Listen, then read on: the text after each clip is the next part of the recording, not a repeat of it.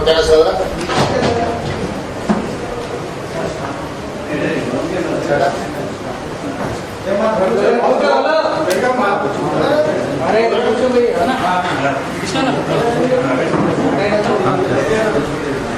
Media మిత్రులకు నమస్కారం. శాసన మండలి ఎన్నికల ప్రచారం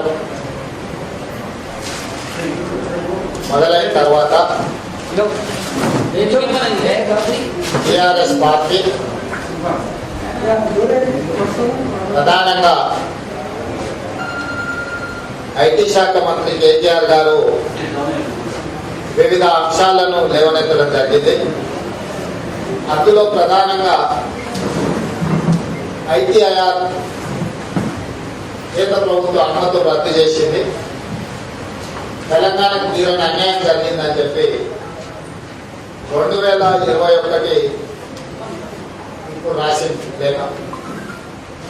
ప్రధానంగా ఇన్ఫర్మేషన్ టెక్నాలజీ ఇన్వెస్ట్మెంట్ రీజియన్ని 2013 యూపీఏ ప్రభుత్వం, యూపీఏ చైర్పర్సన్ శ్రీమతి సోనియా గాంధీ గారు, మన్మోహన్ సింగ్ గారు ప్రధానమంత్రి ఉన్నప్పుడు హైదరాబాద్కి గెజెట్ నోటిఫై చేయడం ద్వారా మంజూరు చేయడం జరిగింది. ఈ ఐటీఐఆర్ కారిడార్ని 2008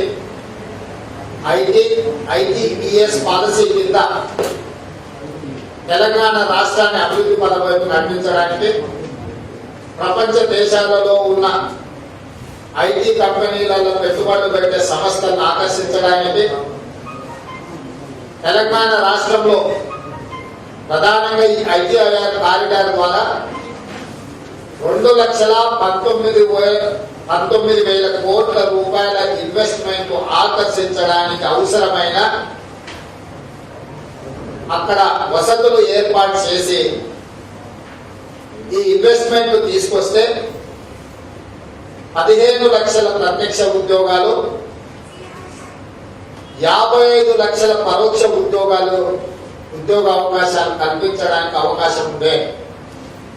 దీనికి సంబంధించి ఆనాటి ఉమ్మడి రాష్ట్రంలో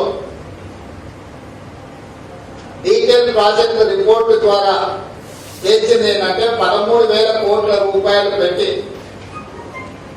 దీనికి సంబంధించిన మౌలిక వసతులు ఏర్పాటు చేస్తే 2,19,000 కోట్ల రూపాయల పెట్టుబడులను ఆకర్షించి తద్వారా 15 లక్షల మందికి ప్రత్యక్ష ఉద్యోగాలు, 55 లక్షల మందికి పరోక్ష ఉద్యోగాలు ఇవ్వడానికి అవకాశం ఉంది అని చెప్పి ఆ తర్వాత తెలంగాణ రాష్ట్రం ఏర్పడ్డది. తెలంగాణ రాష్ట్రం ఏర్పడిన తర్వాత దీన్ని వేగంగా ముందుకు తీసుకెళ్లాల్సిన టిఆర్ఎస్ ప్రభుత్వం ఏమాత్రం పట్టించుకోక, కేంద్ర ప్రభుత్వానికి ప్రతిపాదనలు పంపక, కేంద్ర ప్రభుత్వం అడిగిన సమాచారాన్ని ఇవ్వక ఈరోజు తెలంగాణ రాష్ట్రంలో దాదాపుగా 2,20,000 కోట్ల రూపాయల పెట్టుబడులను పోగొట్టడమే కాకుండా ప్రత్యక్షంగా 15 లక్షల ఉద్యోగాలు, పరోక్షంగా 55 లక్షల ఉద్యోగాలు, అంటే మొత్తము 70 లక్షల మందికి ప్రత్యక్ష పరోక్షంగా ఉద్యోగ అవకాశాలను కల్పించాల్సిన అవకాశాన్ని చేతుల రాష్ట్ర ప్రభుత్వము కేటీఆర్ యొక్క అసమర్థత వల్ల ఇది జారవిడుచుకోవడం జరిగింది. దీనికి సంబంధించి కొత్త ప్రభాకర్ రెడ్డి టిఆర్ఎస్ ఎంపీ పార్లమెంటులో స్పష్టంగా కేంద్ర ప్రభుత్వాన్ని ప్రశ్నించడం జరిగింది. జూలై 3, 2019 నాడు ఇచ్చిన సమాధానంలో స్పష్టంగా ministry of information and technology, electronics and communication మంత్రి గారు ఇచ్చిన పార్లమెంట్కి ఇచ్చిన సమాధానం జనవరి 11, 2017 నాడు కేంద్ర ప్రభుత్వం ముఖ్యంగా ministry of information technology and electronics communication minister గారు, railway minister, road and transport minister, electronics and communication department and IT department వీళ్ళనే కాకుండా తెలంగాణ రాష్ట్ర ప్రభుత్వానికి సంబంధించిన అధికారులతో సమీక్ష చేసి జనవరి 7, 2017 నాడు స్పష్టంగా నిర్దిష్టమైన ప్రతిపాదనలను రాష్ట్ర ప్రభుత్వానికి తెలియజెప్పడం జరిగింది. మీరు ఈ మౌలిక వసతుల ఏర్పాటుకు సంబంధించి ఇక్కడ పరిశ్రమల పెట్టుబడుల గురించి దీనికి సంబంధించిన డీటెయిల్ ప్రణాళికతో పాటు కేంద్ర ప్రభుత్వం నుంచి అందించాల్సిన సహకారము నిధుల గురించి పూర్తి స్థాయి వివరాలను కేంద్ర ప్రభుత్వానికి సంబంధిత మంత్రిత్వ శాఖలకు వివరాలను మీరు అందించండి అని చెప్పి జనవరి 2017 నాడు ఈ ఉమ్మడి సమీక్షా సమావేశంలో స్పష్టంగా తెలంగాణ రాష్ట్ర ప్రభుత్వానికి తెలియజెప్పడం జరిగింది. Ministry of information technology and electronics communication minister, road transport minister, railways minister and Telangana state government వీళ్ళందరూ కలిసి సమీక్ష చేసి తెలంగాణ రాష్ట్రానికి యూపీఏ ప్రభుత్వం మంజూరు చేసిన ఐటీఐఆర్ కారిడార్ కు సంబంధించి మీరు సంపూర్ణమైన వివరాలను అందించండి. ఈ సంపూర్ణమైన వివరాలు అందిస్తే మేము అనుమతులు ఇవ్వడమే కాకుండా సంబంధిత నిధులను రిలీజ్ చేయడానికి మేము సిద్ధంగా ఉన్నామని చెప్పి స్పష్టంగా 2019 ఇచ్చిన సమాధానంలో చెప్పడం జరిగింది. వీళ్ళు సమాధానాన్ని కేంద్ర ప్రభుత్వానికి ఇవ్వకపోవడం వల్ల ఇప్పుడు ఈ ఐటీఐఆర్ కారిడార్ క్లోజ్ చేసిన మేము ఈ రోజు వరకు కూడా కేంద్ర ప్రభుత్వము రాష్ట్ర ప్రభుత్వం నుంచి ఎలాంటి ప్రతిపాదనలను రాలేదు అని చెప్పి 2019 ఇచ్చిన సమాధానాన్ని దీనికి ఇచ్చిన పార్లమెంటు ద్వారా. అదేవిధంగా సేమ్ ఇదే కొత్త ప్రభాకర్ రెడ్డి 7 ఫిబ్రవరి 2018 నాడు ఇంకొక ప్రశ్న వేసింది. రాష్ట్ర ప్రభుత్వం మీకేమైనా నూతన ప్రతిపాదనలు ఐటీఐఆర్ కారిడార్ కు సంబంధించి రిప్రజెంటేషన్స్ కానీ ఏమైనా ప్రతిపాదనలు కానీ ఇచ్చిందా? ఈ ప్రతిపాదనలకు సంబంధించి మీరేమైనా నిధులను విడుదల చేసిండ్రా? ఒకవేళ ఈ ప్రతిపాదనలు ఈ నిధుల విడుదల ఒకవేళ జాప్యం అయితే దీనికి కారణం ఏంటని చెప్పి 2018లో కూడా సేమ్ కొత్త ప్రభాకర్ రెడ్డి గారే ప్రశ్నించారు. అప్పుడు కేంద్ర ప్రభుత్వము మేము ఎలాంటి ప్రతిపాదనలు రాష్ట్ర ప్రభుత్వం నుంచి రాలేదు, రాష్ట్ర ప్రభుత్వం ఎలాంటి ప్రతిపాదనలు ఇవ్వకపోవడం వల్ల ఈ ఐటీఐఆర్ పాలసీని క్లోజ్ చేసామని చెప్పి స్పష్టంగా 2018 ఫిబ్రవరి 7 తారీఖు నాడు సమాధానం ఇచ్చిండ్రు. అంటే ఇక్కడ తెలంగాణ సమాజం చూడాల్సింది మీడియా మిత్రులకు 2018 పార్లమెంటులో ఇచ్చిన సమాధానాన్ని, అదేవిధంగా 2019లో పార్లమెంట్లో ఇచ్చిన సమాధానాన్ని. ఈ రెండు ప్రశ్నలు అడిగింది టిఆర్ఎస్ పార్లమెంట్ సభ్యుడు కొత్త ప్రభాకర్ రెడ్డి గారు అడిగారు. కొత్త ప్రభాకర్ రెడ్డి గారికి కేంద్ర ప్రభుత్వము ఇన్ఫర్మేషన్ టెక్నాలజీ మంత్రిత్వ శాఖ పార్లమెంటు ద్వారా నిర్దిష్టమైన సమాధానాన్ని ఇచ్చింది.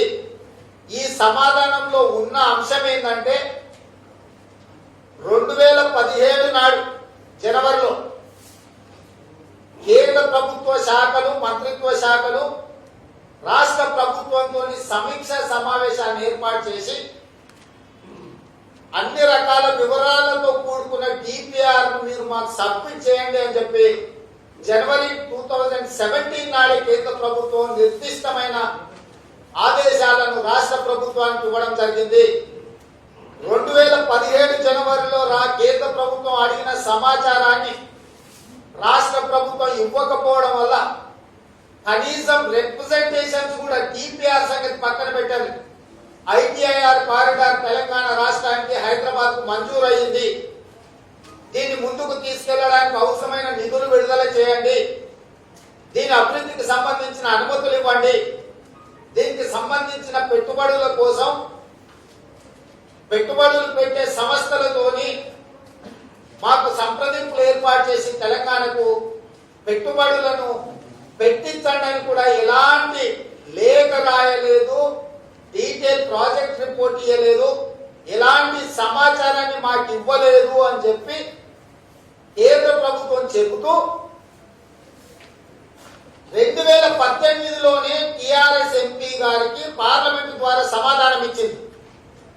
ఇవాళ 2021 శాసన మండలి ఎన్నికల సందర్భంగా కేటీఆర్ గారు అంటున్నారు, కేంద్ర ప్రభుత్వం తెలంగాణ రాష్ట్రానికి మంజూరైన ఐటీఐఆర్ కారిడార్ ను రద్దు చేయడం ద్వారా లక్షలాది ఉద్యోగాలు కోల్పోయినాం, లక్షల కోట్ల రూపాయల పెట్టుబడులు కోల్పోయినాం. దీనికి కారణం నరేంద్ర మోడీ ప్రధానమంత్రి కేంద్ర ప్రభుత్వం నిర్లక్ష్యం వల్ల, తెలంగాణ మీద వివక్ష చూపడం వల్ల, తెలంగాణ రాష్ట్రానికి పెట్టుబడులు ఇవ్వకపోవడం వల్ల ఈ రోజు ఐటీఐఆర్ కారిడార్ ను కోల్పోయినామని చెప్పి కేటీఆర్ గారు లేఖ రాసిండు.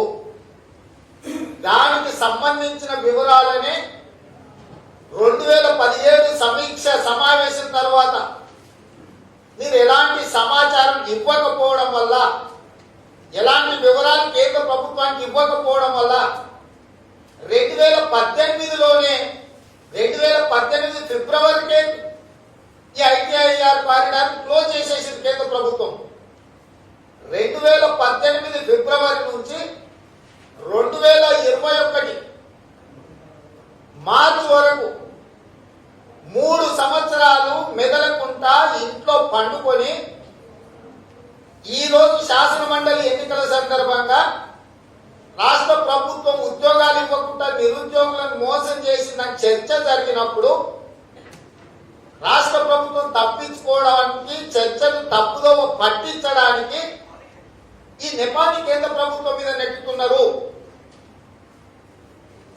2018 ఫిబ్రవరిలో 2019 జూలైలో మీ ఎంపీ గారికి పార్లమెంటు ద్వారా మీ ప్రశ్నలకు, మీరు సంధించిన ప్రశ్నలకు కేంద్ర ప్రభుత్వం సమాధానం ఇచ్చినప్పుడు ఇంత స్పష్టంగా 3 ఏళ్ల క్రితమే ఐటీఐఆర్ కారిడార్ ని రద్దు చేసినాము, మూసేసినామని కేంద్ర ప్రభుత్వం చెప్తే 3 సంవత్సరాలు మెదలకుండా ఉన్న కేటీఆర్ గారు ఈ రోజు పెడబొబ్బలు పెడుతున్నాడు. దీనికి కారణం టిఆర్ఎస్ ప్రభుత్వం, రాష్ట్ర ఐటీ శాఖ మంత్రి కేటీఆర్ గారు కాదా అని చెప్పి ఈ రోజు కాంగ్రెస్ పార్టీ ప్రశ్నిస్తున్నది. నేను నిర్దిష్టమైన ఆరోపణ చేస్తున్నా, కేటీఆర్ గారి యొక్క నిర్లక్ష్యము, అసమర్థత, అవినీతి వల్ల లక్షల కోట్ల రూపాయల పెట్టుబడులు, దాదాపుగా 15 లక్షల ప్రత్యక్ష ఉద్యోగాలు, 55 లక్షల పరోక్ష ఉద్యోగాలు రావాల్సినవి తెలంగాణకు రాలేదు. 2,20,000 కోట్ల రూపాయల పెట్టుబడులు ఈ రోజు తెలంగాణకు రాకుండా పోయినాయి. దీనికి కారణం టిఆర్ఎస్ ప్రభుత్వము, ఐటీ శాఖ మంత్రి కేటీఆర్ గారు అని చెప్పి ఈ రోజు కాంగ్రెస్ పార్టీ నిర్దిష్టమైన ఆరోపణ చేస్తుంది. ఈ 2 ప్రశ్న జవాబు పత్రాలు 2018, 2019కి సంబంధించిన ప్రశ్నల జవాబులు పార్లమెంటు ద్వారా టిఆర్ఎస్ ఎంపీకి ఏవైతే ఇచ్చిండ్రో వాటి వివరాలను ఈ రోజు నేను తెలంగాణ సమాజం ముందు పెడుతున్నా.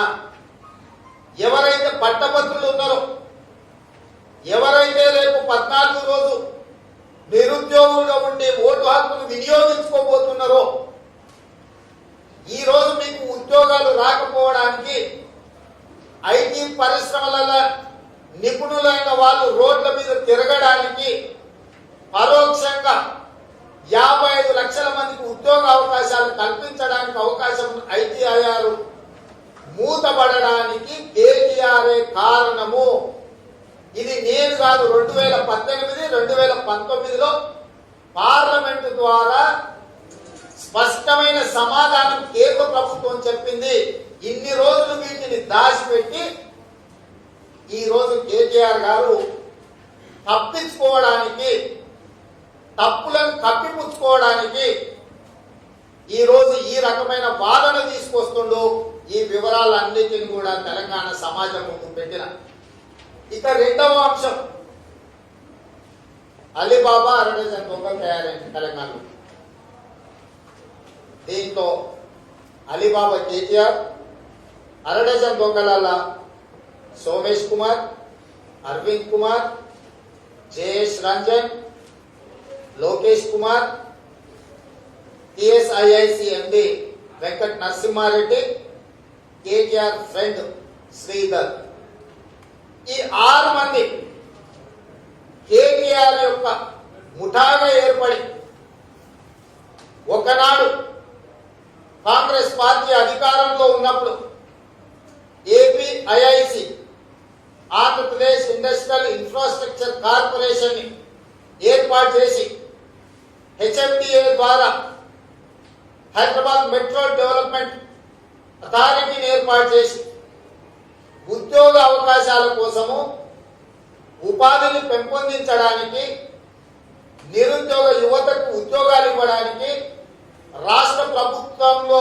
పెట్టుబడులను ఆకర్షించి ఆదాయాన్ని పెంచడానికి ఎల్బీ నగర్ నుంచి మొదలు పెడితే పటాన్ చెరువు వరకు, నాచారం కావచ్చు, బాలానగర్ కావచ్చు, జీడిమెట్ల కావచ్చు, రామచంద్రాపురం కావచ్చు, పటాన్ చెరువు వరకు వేలాది ఎకరాల భూములను రైతుల నుంచి సేకరించి పరిశ్రమలు పెట్టడానికి వాళ్ళకి అనుమతులు ఇవ్వడం జరిగింది. తక్కువ ధరకు వాళ్ళకి భూములు ఇచ్చి వాళ్ళు ఉపాధి కల్పిస్తారని వాళ్ళకి భూ కేటాయింపులు జరిగినాయి.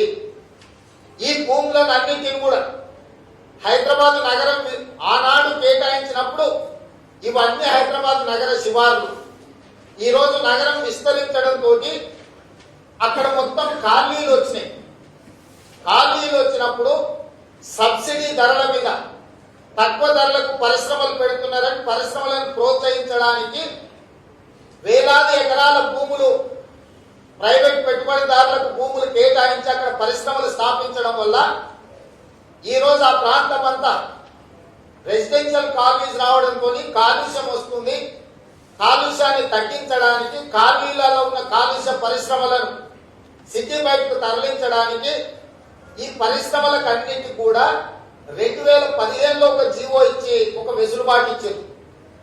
పరిశ్రమల కోసం రాష్ట్ర ప్రభుత్వం కేటాయించిన భూములను ఇక్కడ ఉండే కాలుష్యాన్ని వెదజల్లే పరిశ్రమలను నగర శివార్లు ఇతర ప్రాంతాలకు తరలిస్తే ఈ భూములలో ఐటీ కంపెనీలు ఆఫీసులు కట్టుకోవడానికి అనుమతిస్తామని చెప్పి ప్రభుత్వం ఒక విధానపరమైన నిర్ణయం తీసుకున్నది. అంటే ఈ నిర్ణయం ఏంటంటే ఒకప్పుడు ఉద్యోగాల కోసం పరిశ్రమలు ఎట్లయితే పెట్టిందో ఈ పరిశ్రమలు కాలుష్య పరిశ్రమలు కాలనీలకు వచ్చినాయి కాబట్టి వీటిని ఊరిబయటికి తరలించుకుంటే ఇక్కడ మీకున్న ఆనాడు అక్కువకు సరిపోకు కేటాయించిన భూములు ఇవాళ కోట్ల రూపాయలకి ఎకరాలకు ఉన్నాయి కాబట్టి ఇందులో మీరు ఐటీ పరిశ్రమలు పెట్టుకుంటే భూ బదలాయింపు చేస్తామని చెప్పి జీవో తీసుకొచ్చింది. దాంట్లో భాగంగా చాలా మంది పరిశ్రమల వాళ్ళు ఈ భూములను ఐటీ కంపెనీలకు అమ్ముకున్నారు. ఐటీ కంపెనీలను పెడితే మళ్ళీ వేలాది మంది ఐటీ నిపుణులకు ఉద్యోగాలు వస్తాయనేది ప్రభుత్వం యొక్క ఉద్దేశం.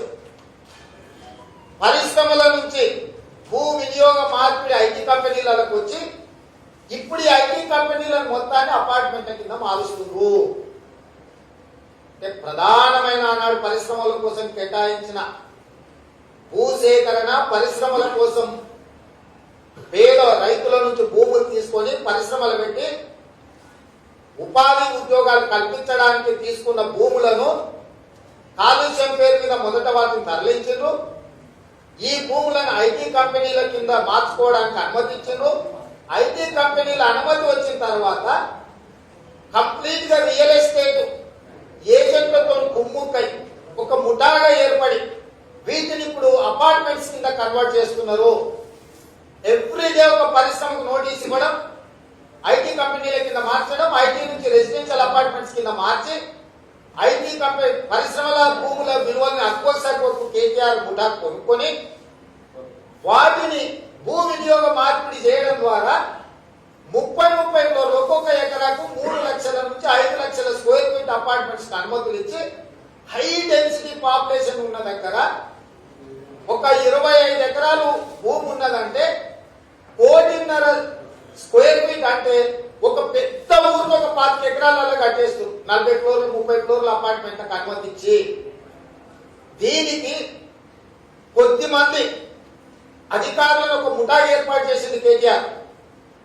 దాంట్లో Somesh Kumar, Arvind Kumar, JS Ranjan, Lokesh Kumar municipal commissioner, Venkata Narasimha Reddy DS IIC MD, ఆయన ఫ్రెండ్ ఒక ఆయన శ్రీధర్,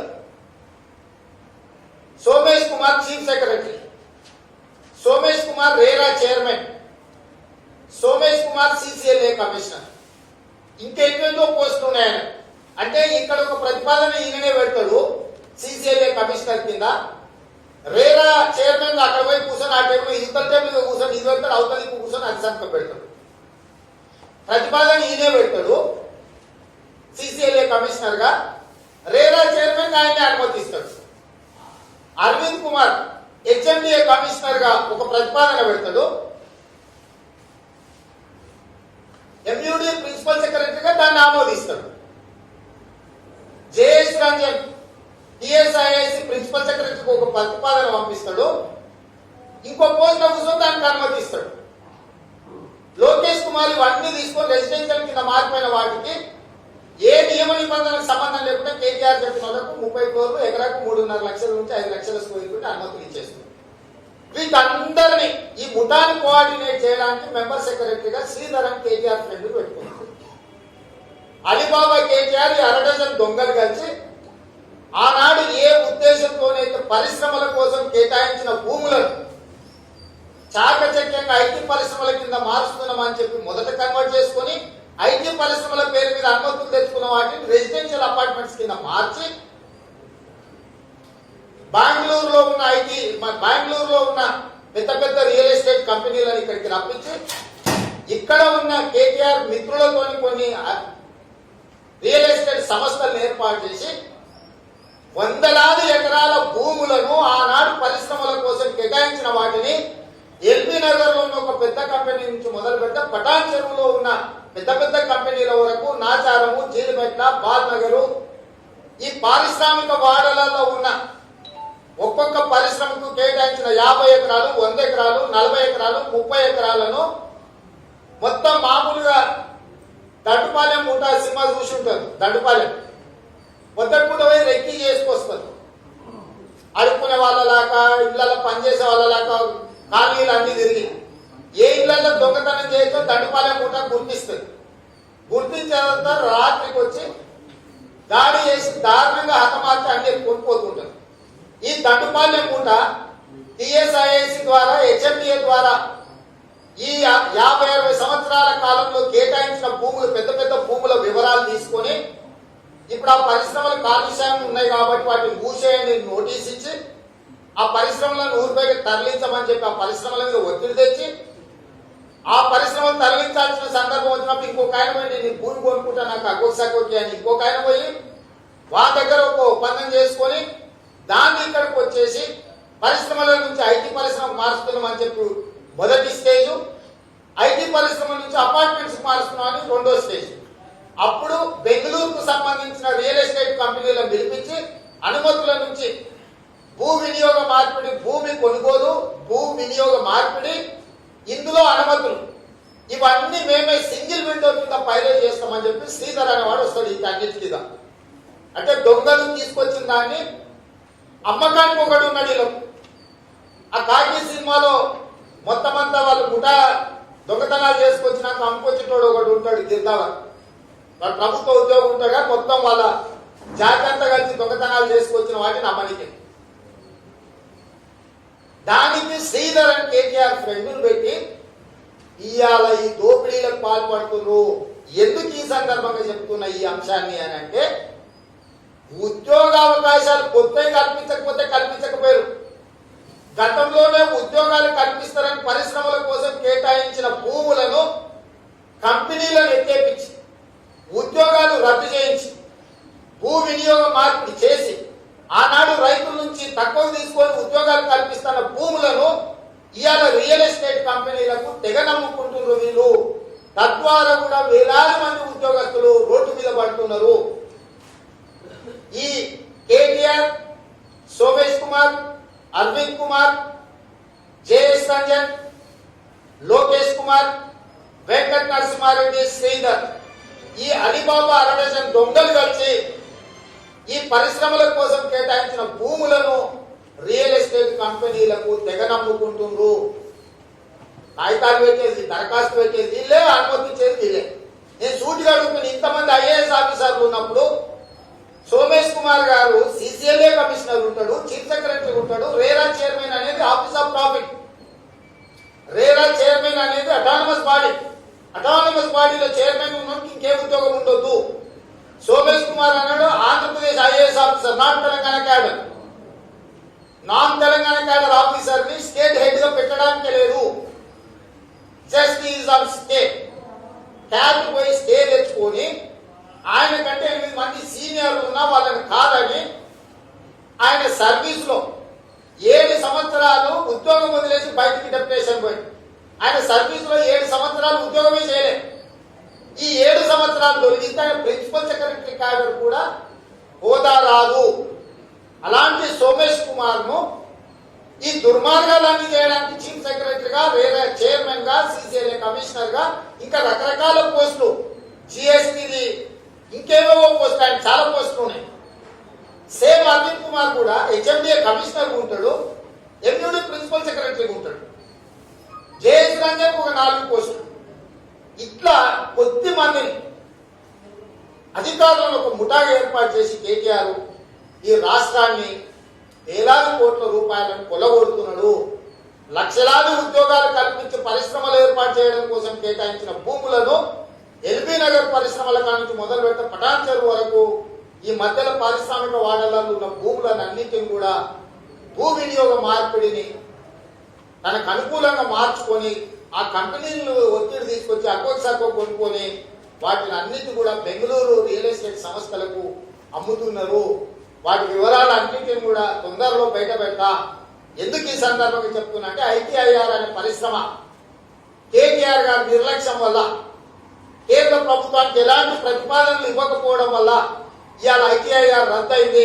ఇప్పటి వరకు కేటీఆర్ ఏదైతే వాదన చేస్తుండో కేంద్ర ప్రభుత్వం మోసం చేసింది, వంచింది, లేకపోతే కేంద్ర ప్రభుత్వం అనుమతులు ఇవ్వలేదు అనేది అయితే చెప్పిండో అది 100% తప్పు. 2018 ఫిబ్రవరిలో కొత్త ప్రభాకర్ రెడ్డి గారికి ఇచ్చిన సమాధానాన్ని, అదేవిధంగా 2019 జూలైలో అదే కొత్త ప్రభాకర్ రెడ్డి గారికి పార్లమెంట్ లో ఇచ్చిన 2 సమాధాన పత్రాలను మీడియా మిత్రులకు నేను ఇచ్చిన కేటీఆర్ యొక్క దొంగ అని అరిచినట్టుగా చేసిన తప్పిదాలను కప్పిపుచ్చుకోవడానికి నిరుద్యోగ యువత నిలదీస్తున్నది. ఆ నిరుద్యోగ యువత నిలదీస్తుంటే తప్పించుకోవడానికి తప్పుడు వాదనలు తీసుకొచ్చి ప్రజల్ని మభ్యపెడుతుండు. కాబట్టి ఈరోజు రాష్ట్ర ప్రభుత్వాన్ని, కేంద్ర ప్రభుత్వాన్ని నిలదీయాలంటే ఈ శాసన మండలి ఎన్నికలలో కాంగ్రెస్ పార్టీని గెలిపించాలి. ఈ రోజు ఉన్న అభ్యర్థులను చూడండి. హైదరాబాద్ రంగారెడ్డి మహబూబ్ నగర్ శాసన మండలి ఎన్నికలలో రామచంద్రరావు గారు, వాణీదేవి గారు, నాగేశ్వర్ గారు, చిన్నారెడ్డి గారు ఉన్నారు.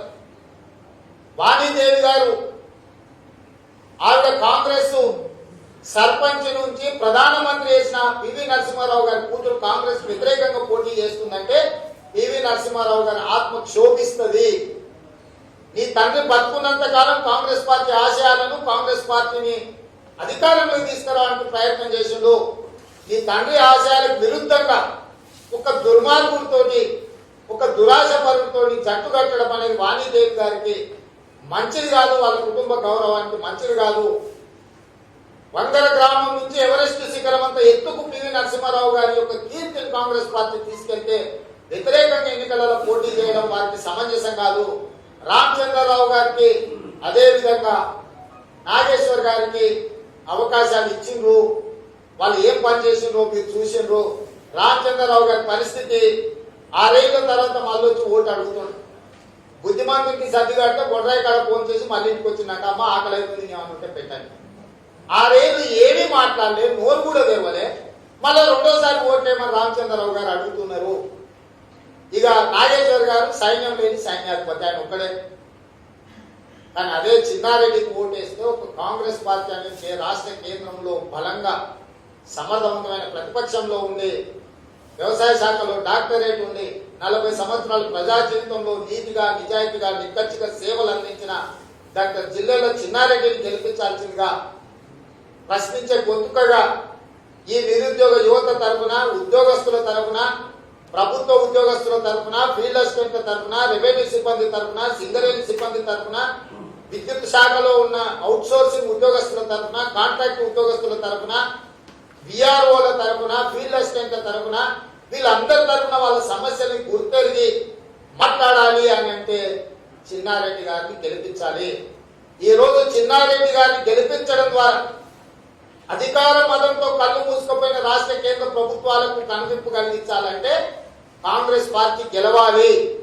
రాష్ట్రంలో టిఆర్ఎస్, కేంద్రంలో బీజేపీ అధికారంలో ఉంది.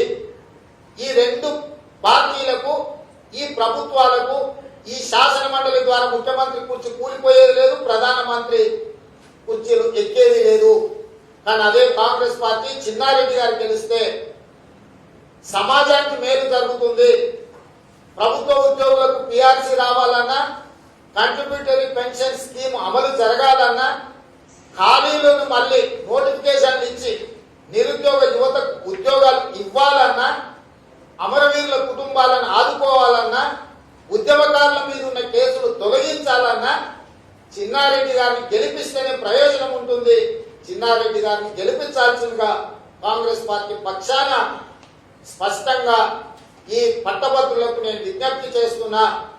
చిన్నారెడ్డి లాంటి నిజాయితీ పరుని గెలిపించడం ద్వారా ప్రజాస్వామ్యాన్ని బతికించాల్సిందిగా కాంగ్రెస్ పార్టీ పక్షాన నేను విజ్ఞప్తి చేస్తున్నా.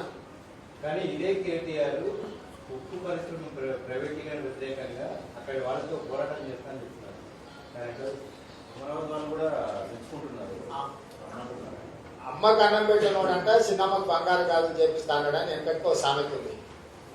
నేను గత 10 రోజుల నుంచి 2014 పునర్విభజన చట్టంలో పొందుపరిచిన బయ్యారం ఉక్కు పరిశ్రమ, కాజీపేట రైల్వే కోచ్ ఫ్యాక్టరీ, గిరిజన యూనివర్సిటీ, ఎయిమ్స్, 4000 మెగావాట్ల ఎన్టీపీసీ ద్వారా పవర్ ప్రాజెక్ట్స్, వీటన్నిటి కోసం జంతర్ మంతర్ దగ్గర ఉద్యమం చేద్దాం, దీక్ష చేద్దాం రానిపించిన రాలే. ఇది పక్కన పెట్టండి. సోమవారం, మంగళవారం, బుధవారం 3 రోజులు పార్లమెంట్ జరిగింది.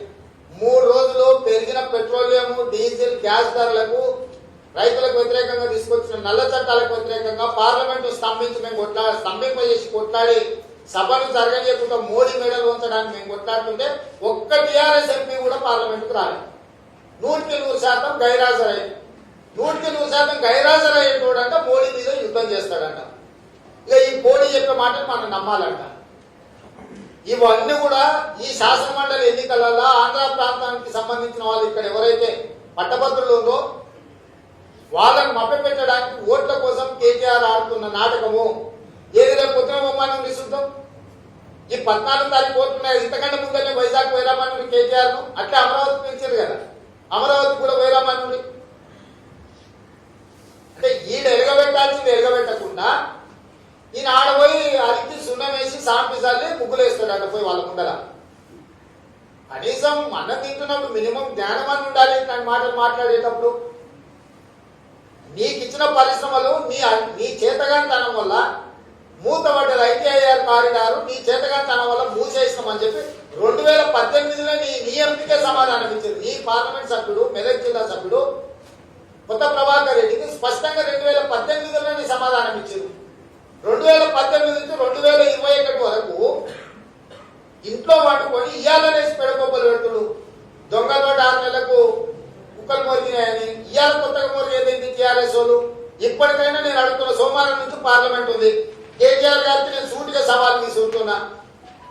పునర్విభజన చట్టంతో పాటు జాతీయ సాగునీటి ప్రాజెక్టు కాళేశ్వరం లేదా పాలమూరు రంగారెడ్డి జాతీయ ప్రాజెక్టు కోసం, ఐటీఐఆర్ కారిడార్ కోసం, బయ్యారం ఉక్కు కర్మాగారం కోసం, కాజీపేట రైల్వే కోచ్ ఫ్యాక్టరీ కోసం, గిరిజన యూనివర్సిటీ కోసం, ఎయిమ్స్ కోసం, 4000 మెగావాట్ల విద్యుత్ ప్రాజెక్టు కోసం జంతర్ మంతర్ లో ఆమరణ నిరాదీక్ష చేద్దాము.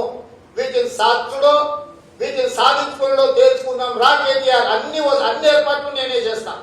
కానీ నువ్వు చేతులు ఊపుకుంటారా వచ్చాడు కూర్చొనికి అందరినీ అక్కడ మొత్తం వ్యవస్థలు కాంగ్రెస్ పార్టీ ఏర్పాటు చేస్తుంది. మేము సిద్ధంగా ఉన్నాము మోడీతో యుద్ధం చేయడానికి. నీ ప్రకటనలు నిజమైతే రేపు సోమవారం నుంచి మొదలు పెడతాం రా. సచ్చుడా సాధించుడా తేలుతాం కేంద్ర ప్రభుత్వం మీద. ఉత్తర కుమారులాగా ఉపన్యాసాలు ఇచ్చి ఊపుకుంటూ పోతే కుదరదు కేటీఆర్. నువ్వు ఇట్లాంటి మాటలు ఇక చాలు. చూసిరు ఇప్పటికే ప్రజలు నీ వ్యవహారము. వరదలు వచ్చినప్పుడు చూసిరు, బురదలు మునిగిపోయినప్పుడు చూసిరు, కరోనా వచ్చినప్పుడు చూసిరు నీ కథలన్నీ. కాంగ్రెస్ పార్టీ ఉత్తరప్రదేశ్లో జరిగే సంఘటనల మీద స్పందిస్తుంది తప్ప బయట దగ్గర వచ్చినారు పైన అత్యాచారం కాంగ్రెస్ బీజేపీలది ఏమున్నాయా? తాడుకొంగరం లేని వాళ్ళు ఎక్కడికి పోవడానంట అత్తగారు పట్టిస్తానంట చెడగొట్టి పొంగరాలు చేసుకుని ఆడిన బండి కథ కట్టుకుంది. ఆయన ఇప్పటి వరకు మాట్లాడిన దాంట్లో ఒక్క దాంట్లోనైనా నన్ను తెచ్చిందా? హైదరాబాద్ వరదలు వచ్చినప్పుడు పంచిన పైసలు నగదు మొత్తం గోల్మాల్ అయింది, విచారణ చేస్తామన్నాడు. కేసీఆర్ జైల్లో పెడతాడు, కాళేశ్వరంలో అవినీతి అన్నాడు, పాలమూరులో తినేసిండు అన్నాడు. వాళ్ళు మాట్లాడిన దాంట్లో ఎక్కువ ఒక్కదానికన్నా ఏమన్నా కొనా మొదలు ఏమన్నా ఉందా? రామేశ్వరరావు గారు ఆడేందుకు మైహోము వాటికి సంబంధించిన అనుమతులు అక్రమం అన్నారు. ఏదన్నా బీజేపీ వాళ్ళు చేసిన ఆరోపణల ఒక్క పైసలని ఏమన్నా తెచ్చిరా? ఎంతసేపు ఏమన్నా శవం లేచినా ఎవరికన్నా ఏదన్నా జరిగితే దాని కాడ ఏమన్నా ఓట్లు దొరికామని పోయి గొట్టికాడి నక్క దాకా కాసుకొని కూర్చోవడం తప్ప దీనికి మించి వాళ్ళు చేస్తుంది ఏంటి?